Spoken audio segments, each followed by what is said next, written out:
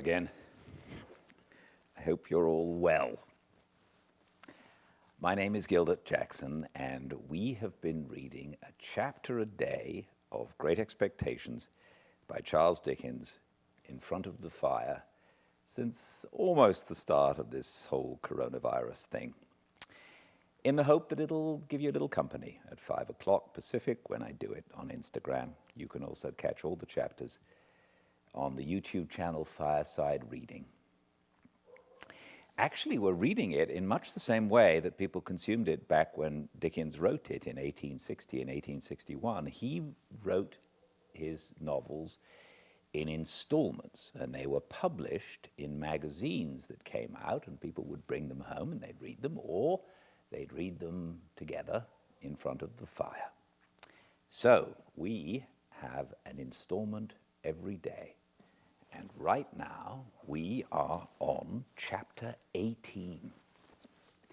What happened in chapter 17 was Pip took Biddy out to the marshes, and they had a walk, and he rather liked her and wondered whether he liked her a little bit more than he liked Estella, or whether he should like her. And then when they got home, there was this peculiar paragraph that said, "If my time had run out, it would have left me still at the height of my perplexities, I dare say." Perplexities about being, whether he should be in love with Estella or not.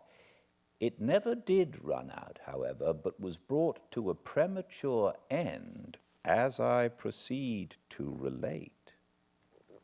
So welcome to a fireside reading of chapter 18.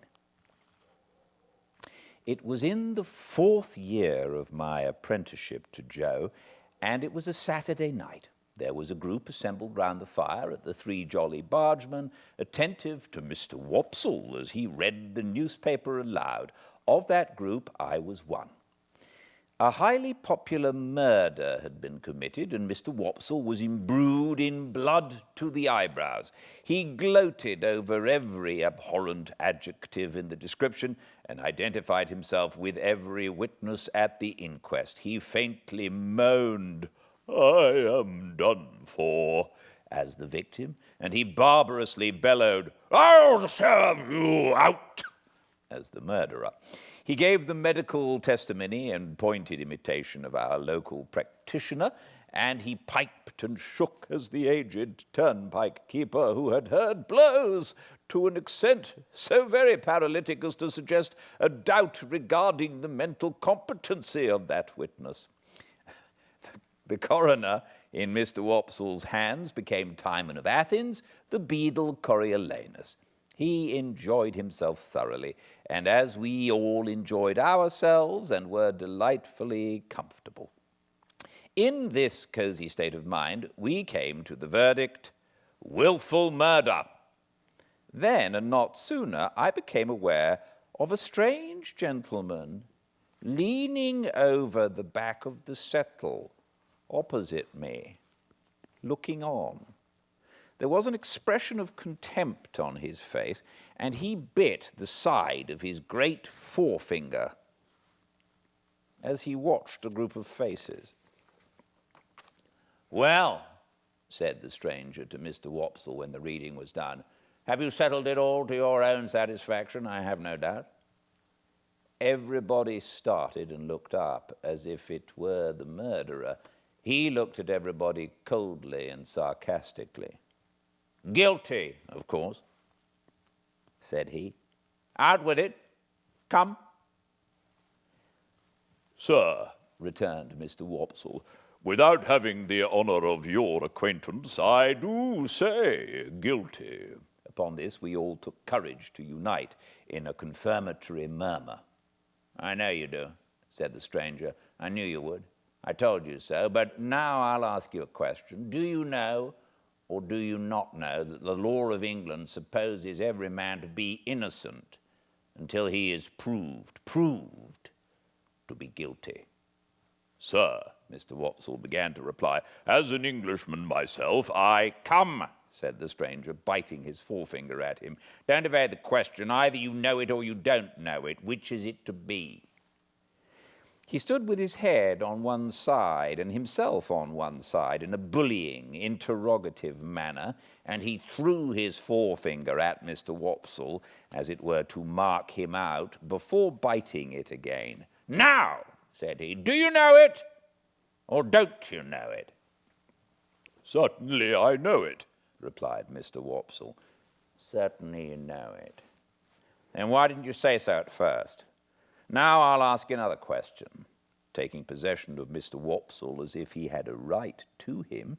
"Do you know that none of these witnesses have yet been cross-examined?" Mr. Wopsle was beginning, "I can only say," when the stranger stopped him. "What?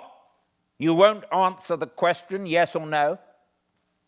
Now I'll try again," throwing his finger at him again.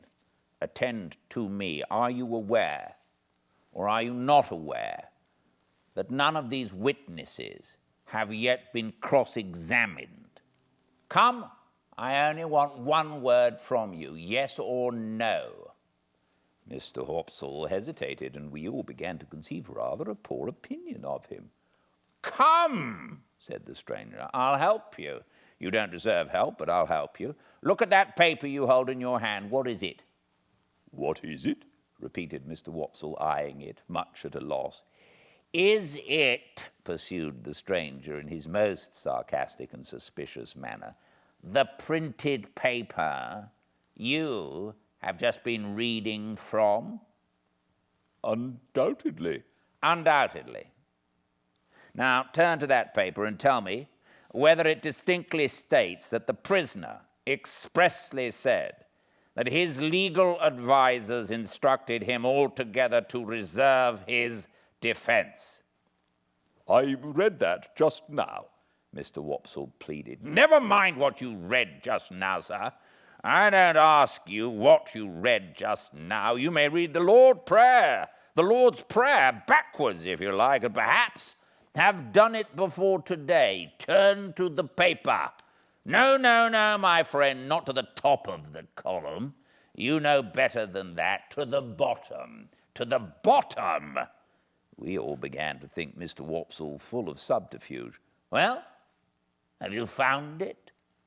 "Here it is," said Mr. Wopsle. "Now, follow that passage with your eye and tell me whether it distinctly states that the prisoner expressly said that he was instructed by his legal advisers wholly to reserve his defense. Come, do you make that of it?" Mr. Wopsle answered, "Those are not the exact words." "Not the exact words," repeated the gentleman bitterly. "Is that the exact substance?" "Yes," said Mr. Wopsle. "Yes," repeated the stranger, looking round at the rest of the company with his right hand extended towards the witness Wopsle. "And now I ask you what you say to the conscience of that man who, with that passage before his eyes, can lay his head upon his pillow after having pronounced a fellow creature guilty unheard." We all began to suspect that Mr. Wopsle was not the man we had thought him, and that he was beginning to be found out. "And that same man, remember," pursued the gentleman, throwing his finger at Mr. Wopsle heavily, "that same man might be summoned as a juryman upon this very trial, and having thus deeply committed himself, might return to the bosom of his family and lay his head upon his pillow, after deliberately swearing that he would well and truly try the issue joined between our sovereign lord the king and the prisoner at the bar, and would a true verdict give according to the evidence. So help him God." We were all deeply persuaded that the unfortunate Wopsle had gone too far, and had better stop in his reckless career while there was yet time. The strange gentleman, with an air of authority not to be disputed, and with a manner expressive of knowing something secret about every one of us that would effectually do for each individual if he chose to disclose it, left the back of the settle and came into the space between the two settles in front of the fire, where he remained standing, his left hand in his pocket, and he biting the forefinger of his right hand. "From information I have received," said he, looking round at us as we all quailed before him, "I have reason to believe there is a blacksmith among you, by name Joseph or Joe Gargery. Which is the man?" "Here is the man," said Joe. The strange gentleman beckoned him out of his place, and Joe went. "You have an apprentice," pursued the stranger, "commonly known as Pip. Is he here?" "I am here," I cried. The stranger did not recognize me, but I recognized him as the gentleman I had met on the stairs on the occasion of my second visit to Miss Havisham. I had known him the moment I saw him looking over the settle, and now that I stood confronting him with his hand upon my shoulder, I checked off again in detail his large head, his dark complexion, his deep-set eyes, his bushy black eyebrows, his large watch chain, his strong black dots of beard and whisker, and even the smell of scented soap on his great hand. "I wish to have a private conference with you two," said he when he had surveyed me at his leisure. "It will take a little time. Perhaps we had better go to your place of residence. I prefer not to anticipate my communication here. You will impart as much or as little of it as you please to your friends afterwards. I have nothing to do with that." Amidst a wondering silence, we three walked out of the Jolly Bargeman, and in a wondering silence walked home. While going along, the strange gentleman occasionally looked at me and occasionally bit the side of his finger. As we neared home, Joe, vaguely acknowledging the occasion as an impressive and ceremonious one, went on ahead to open the front door. Our conference was held in the state parlor, which was feebly lighted by one candle. It began with the strange gentleman's sitting down at the table, drawing the candle to him, and looking over some entries in his pocket-book. He then put up the pocket-book and set the candle a little aside after peering round it into the darkness at Joe and me to ascertain which was which. "My name," he said, "is Jaggers, and I'm a lawyer in London. I am pretty well known. I have unusual business to transact with you, and I commence by explaining that it is not of my originating. If my advice had been asked, I should not have been here. It was not asked, and you see me here. What I have to do as the confidential agent of another, I do, no less, no more." Finding that he could not see us very well from where he sat, he got up and threw one leg over the back of a chair and leaned upon it, thus having one foot on the seat of the chair and one foot on the ground. "Now, Joseph Gargery, I'm the bearer of an offer to relieve you of this young fellow, your apprentice. You would not object to cancel his indentures at his request and for his good? You would want nothing for doing so?" "Lord forbid that I should want anything for not standing in Pip's way," said Joe, staring. "Lord forbidding is pious, but not to the purpose," returned Mr. Jaggers. "The question is, would you want anything? Do you want anything?"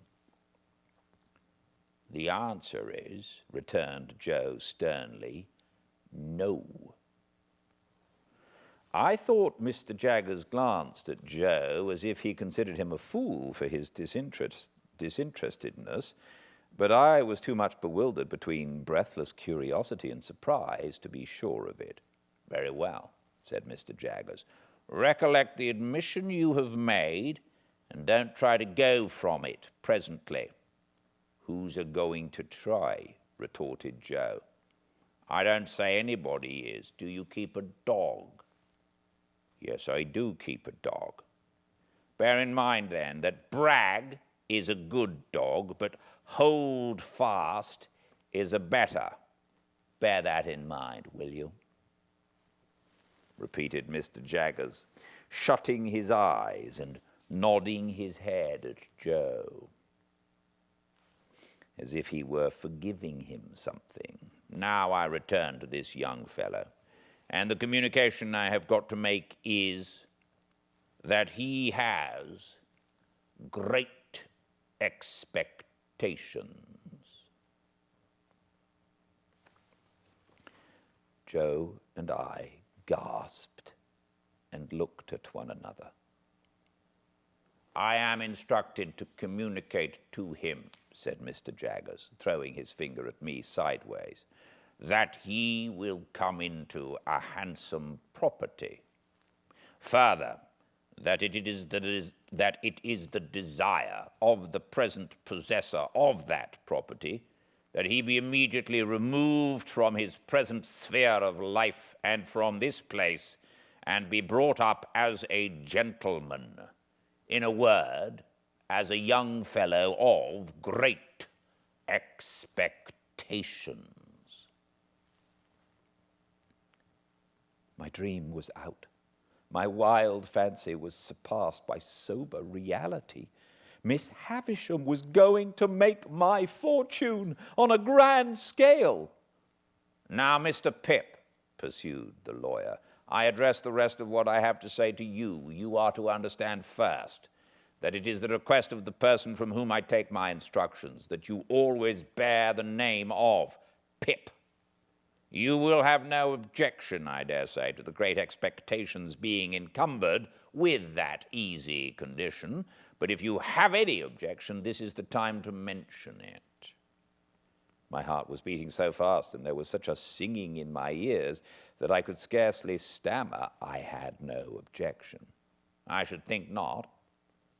Now you are to understand, secondly, Mr.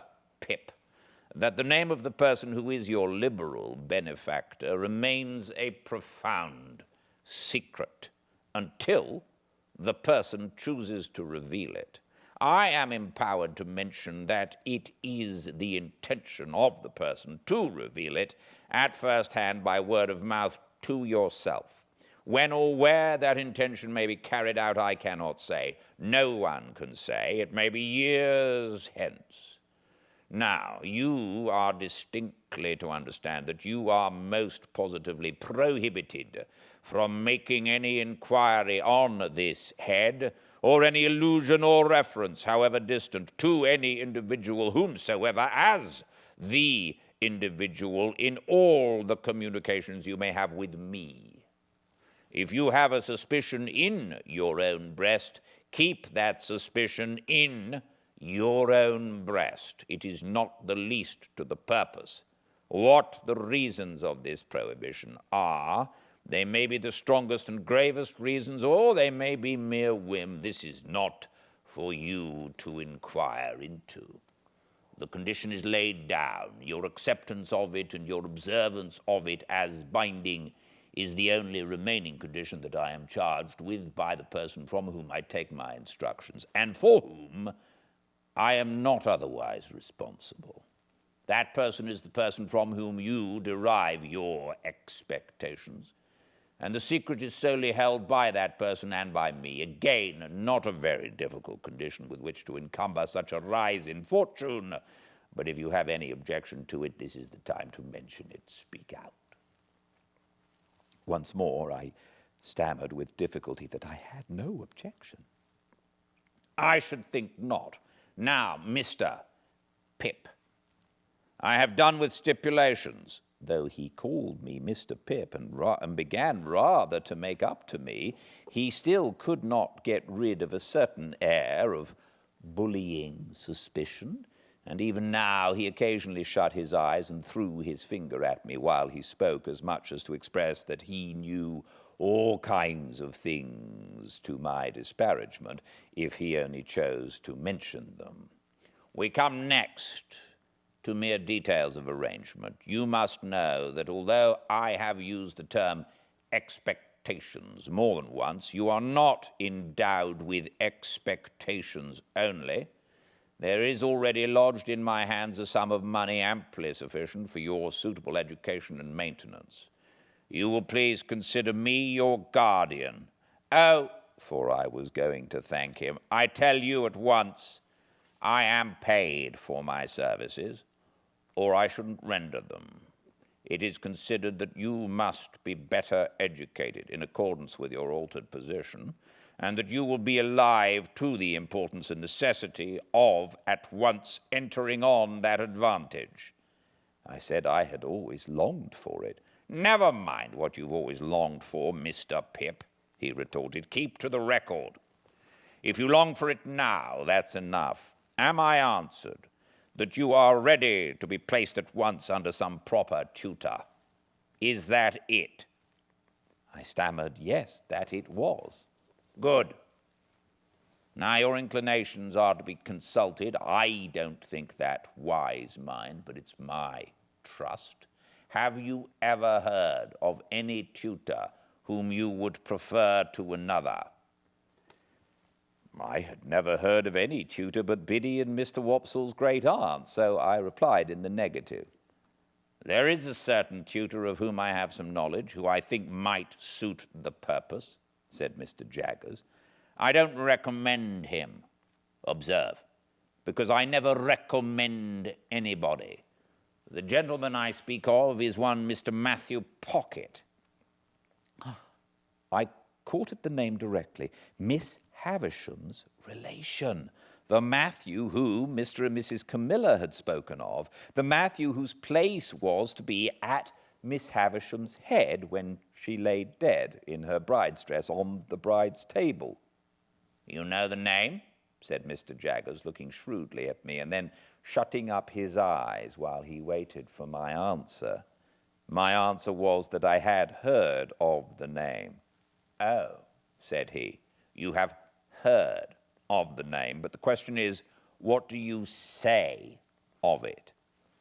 I tried to say that I was much obliged to him for his recommendation. No, my young friend, he interrupted, shaking his great head very slowly. Recollect yourself. Not recollecting myself, I began again, that I was much obliged to him for his recommendation. No, my young friend, he interrupted, shaking his head and frowning and smiling, both at once. No. It's very well done, but it won't do. You are too young to fix me with it.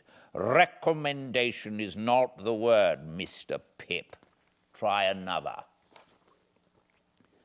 Correcting myself, I said that I was much obliged to him for his mention of Mr. Matthew Pocket. That's more like it, cried Mr. Jaggers, and I added, I would gladly try that gentleman. Good. You had better try him in his house. The way shall be prepared for you, and you can see his son first, who is in London. When will you come to London? I said, glancing at Joe, who stood looking on motionless, that I supposed I could come directly. First, said Mr. Jaggers, you should have some new clothes to come in, and they should not be working clothes. Say this day week you'll want some money. Shall I leave you 20 guineas? He produced a long purse with the greatest coolness and counted them out on the table and pushed them over to me. This was the first time he had taken his leg from the chair. He sat astride of the chair when he had pushed the money over and sat swinging his purse and eyeing Joe. Well, Joseph Gargery, you look dumbfounded. I am, said Joe in a very decided manner. It was understood that you wanted nothing for yourself, remember? It were understood, said Joe, and it are understood, and it ever will be similar according. But what, said Mr. Jaggers, swinging his purse, what if it was in my instructions to make you a present as compensation? As compensation what for? Joe demanded. For the loss of his services. Joe laid his hand upon my shoulder with the touch of a woman. I have often thought him since like the steam hammer that can crush a man or pat an eggshell in his combination of strength with gentleness. Pip is that hearty welcome, said Joe, to go free with his services, to honor and fortune, as no words can tell him. But if you think as money can make compensation for me for the loss of the little child what come to the forge, and ever the best of friends. Oh dear good Joe, whom I was so ready to leave and so unthankful to. I see you again with your muscular blacksmith's arms before your eyes, and your broad chest heaving, and your voice dying away. Oh dear, good, faithful, tender Joe, I feel the loving tremble of your hand upon my arm as solemnly this day as if it had been the rustle of an angel's wing. But I encouraged Joe at the time. I was lost in the mazes of my future fortunes and could not retrace the bypaths we had trodden together. I begged Joe to be comforted, for, as he said, we had ever been the best of friends, and as I said, we ever would be so. Joe scooped his eyes with his disengaged wrist, as if he were bent on gouging himself, but said not another word. Mr. Jaggers had looked in on this as one who recognized in Joe the village idiot, and in me his keeper. When it was over, he said, weighing in his hand the purse he had ceased to swing, Now, Joseph Gargery, I warn you, this is your last chance. No half measures with me. If you mean to take a present that I have it in charge to make you, speak out, and you shall have it. On the contrary, you mean to say, here, to his great amazement, he was stopped by Joe's suddenly working round him with every demonstration of a fell pugilistic purpose. Which I mean to say, cried Joe, that if you come into my place bull-baiting and badgering me, come out. Which I mean to say as such, if you're a man, come on. Which I mean to say that what I say, I mean to say, and stand or fall by. I drew Joe away, and he immediately became placable, merely stating to me in an obliging manner and as polite expostulatory notice to anyone whom it might happen to concern that he were not a-going to be bull-baited and badgered in his own place. Mr. Jaggers had risen when Joe demonstrated and had backed near the door. Without evincing any inclination to come in again, he there delivered his valedictory remarks, and they were these. Well, Mr. Pip, I think the sooner you leave here, as you are to be a gentleman, the better. Let it stand for this day week, and you shall receive my printed address in the meantime. You can take a hackney coach at the stagecoach office in London and come straight to me. Understand that I express no opinion one way or other on the trust I undertake. I am paid for undertaking it, and I do so. Now, understand that, finally. Understand that. He was throwing his finger at both of us, and I think would have gone on but for his seeming to think Joe dangerous and going off.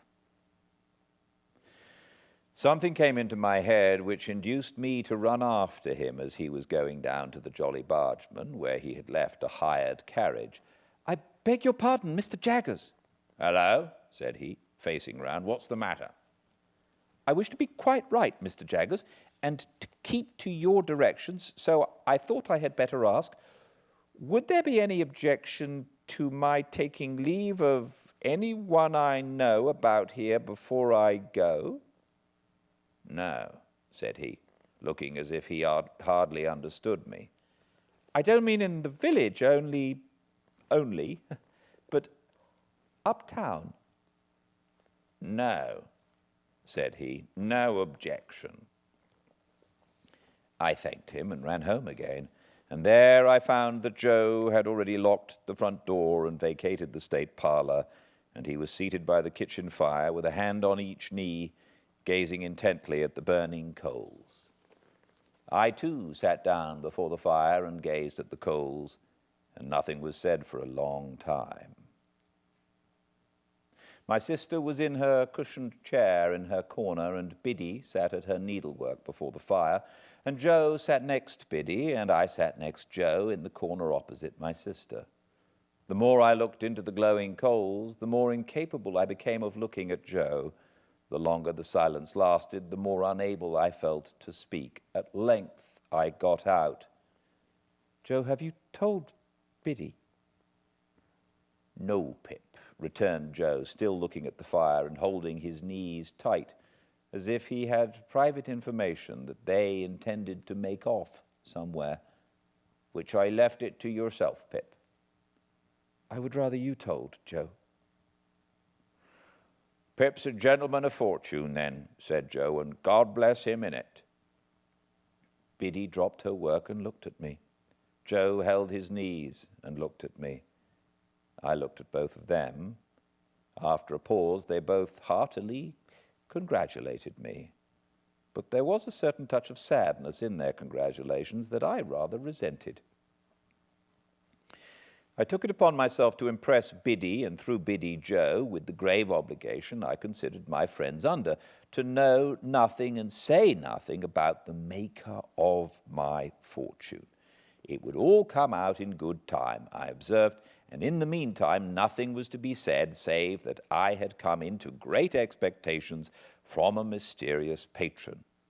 Biddy nodded her head thoughtfully at the fire as she took up her work again, and said she would be very particular. And Joe, still detaining his knees, said, I'll be curvily particular, Pip." And then they congratulated me again and went on to express so much wonder at the notion of my being a gentleman that I didn't half like it. Infinite pains were then taken by Biddy to convey to my sister some idea of what had happened. To the best of my belief, those efforts entirely failed. She laughed and nodded her head a great many times, and even repeated after Biddy the words "Pip" and "property." But I doubt if they had any more meaning in them than an election cry, and I cannot suggest a darker picture of her state of mind. I never could have believed it without experience, but as Joe and Biddy became more at their cheerful ease again, I became quite gloomy, dissatisfied with my fortune. Of course, I could not be, but it is possible that I may have been, without quite knowing it, dissatisfied with myself. Anyhow, I sat with my elbow on my knee and my face upon my hand, looking into the fire as those two talked about my going away and about what they should do without me and all that. And whenever I caught one of them looking at me, though never so pleasantly, and they often looked at me, particularly Biddy, I felt offended, as if they were expressing some mistrust of me, though heaven knows they never did by word or sign. At those times I would get up and look out at the door, for our kitchen door opened at once upon the night, and stood open on summer evenings to air the room. The very stars to which I then raised my eyes, I am afraid, I took to be but poor and humble stars, for glittering on the rustic objects among which I had passed my life. Saturday night, said I, when we sat at our supper of bread and cheese and beer, 5 more days, and then the day before the day. They'll soon go. Yes, Pip, observed Joe, whose voice sounded hollow in his beer mug. They'll soon go. Soon go, said Biddy. I have been thinking, Joe, that when I go downtown on Monday and order my new clothes, I shall tell the tailor that I'll come and put them on there, or that I'll have them sent to Mr. Pumblechook's. It would be very disagreeable to be stared at by all the people here. Mr. and Mrs. Hubble might like to see you in your new genteel figure too, Pip, said Joe, industriously cutting his bread with his cheese on it in the palm of his left hand and glancing at my untasted supper as if he thought of the time when we used to compare slices. So might Wopsle, and the Jolly Bargeman might take it as a compliment. That's just what I don't want, Joe. They would make such a business of it, such a coarse and common business, that I couldn't bear myself. Ah, that indeed, Pip, said Joe. If you couldn't bear yourself. Biddy asked me here, as she sat holding my sister's plate, have you thought about when you'll show yourself to Mr. Gargery and your sister and me? You will show yourself to us, won't you? Biddy, I returned with some resentment, you are so exceedingly quick that it's difficult to keep up with you. She always were quick, observed Joe. If you had waited another moment, Biddy, you would have heard me say that I shall bring my clothes here in a bundle one evening, most likely on the evening before I go away. Biddy said no more. Handsomely forgiving her, I soon exchanged an affectionate good night with her and Joe and went up to bed. When I got into my little room, I sat down and took a long look at it, as a mean little room that I should soon be parted from and raised above forever. It was furnished with fresh young remembrances, too, and even at the same moment I fell into much the same confused division of mind between it and the better rooms to which I was going, as I had been in so often between the Forge and Miss Havisham's, and Biddy and Estella. The sun had been shining brightly all day on the roof of my attic, and the room was warm. As I put the window open and stood looking out, I saw Joe come slowly forth at the dark door below and take a turn or two in the air, and then I saw Biddy come and bring him a pipe and light it for him. He never smoked so late, and it seemed to hint to me that he wanted comforting for some reason or another. He presently stood at the door immediately beneath me, smoking his pipe, and Biddy stood there too, quietly talking to him, and I knew that they talked of me, for I heard my name mentioned in an endearing tone by both of them more than once. I would not have listened for more if I could have heard more, so I drew away from the window and sat down in my one chair by the bedside, feeling it very sorrowful and strange that this first night of my bright fortunes should be the loneliest I had ever known.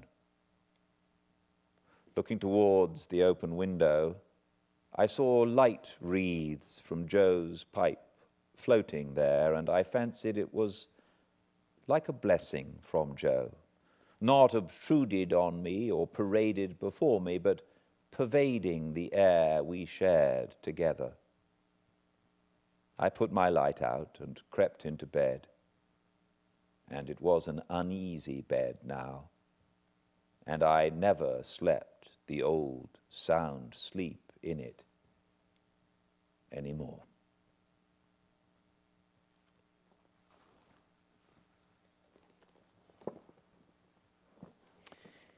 Thank you for joining me. I hope this helps, and I look forward to seeing you here for the next chapter of Fireside Reading tomorrow. Please be well.